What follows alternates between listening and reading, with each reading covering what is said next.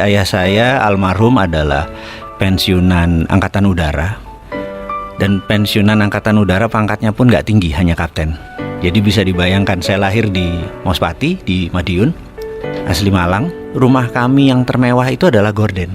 Karena kami tidak punya perabotan, jadi gordennya dimahalin supaya dilihat orang bagus. Di dalamnya kursi pun nggak punya gitu ya. Nah, masa-masa lagi disebut susah, sebenarnya kalau dirasakan ya nggak juga gitu ya.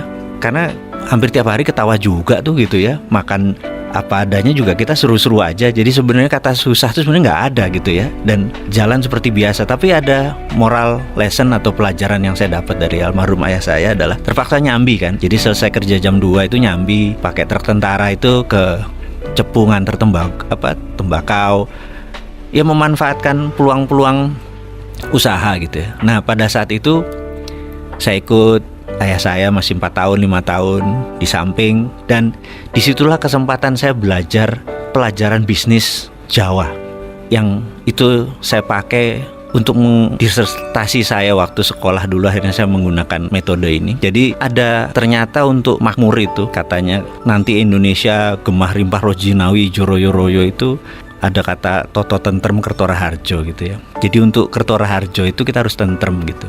Nah untuk tentrem itu kita harus noto. Nah noto itu kan manajemen gitu ya. Dalam bahasa manajemen adalah getting things done through other people, menyelesaikan masalah melalui orang lain.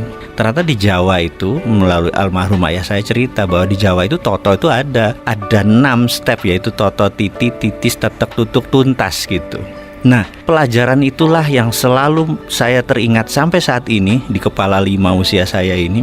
Manajemen Jawa yang menurut saya luar biasa itulah akhirnya menjadi platform saya berbisnis. Dan dari dulu memang akhirnya saya pegawai itu hanya batu lompatan saja gitu. Nah, singkat cerita, sebagai orang kampung, cita-cita saya adalah sekolah ke Amerika.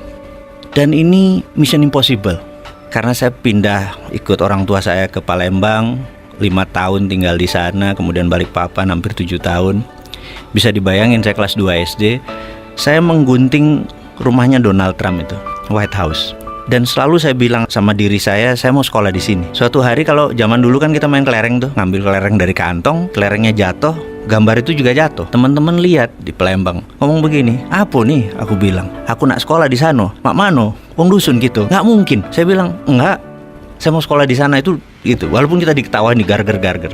Kelas 5 SD pindah Balikpapan sampai SMA. Sama. Yang gila lu katanya gitu dan lain sebagainya. Kelas 2 pindah Jakarta. Setiap hari dari Blok M ke Halim itu selalu lewat Dekdikbud. Suatu hari ada pajangan besar sekolah ke luar negeri. Dan saya berkata, kesempatan.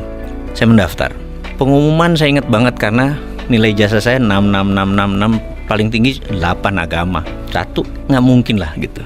Tapi saya pede dalam hati bahwa saya sekolah ke luar negeri. Pengumuman keluar, nggak ada nama kita. Karena saya emang dari pertama mau ke Amerika. Sementara zamannya Pak Habibie itu, tahun 84, 85, 86 itu kan disekolahkannya ke Belanda atau ke Jerman gitu ya. Saya ngotot. Terus seminggu kemudian dapat surat harus ke Dekdikbud. Hadirlah kita ke tempat itu dan dikatakan, kamu kurang ajar, kamu ngerusak tugas saya, kamu bahasa Inggris nggak bisa, matematik jelek semua, tapi mau ke Amerika, ngimpi kamu gitu. Dan dimarahi. Intinya setelah 15 menit dia marah, kamu berdua berangkat ke Amerika. Kaget gitu. Karena rupanya ada 6 tempat ke Amerika yang daftar cuma kalian berdua. Jadi bagi saya itu banyak moment of greatness, bahwa kata siapa harus punya uang yang banyak, kata siapa harus punya sekolah pinter-pinter amat gitu. Yang penting adalah ya bondo nekat gitu loh, pede aja dan nggak pernah ngerubah mimpi.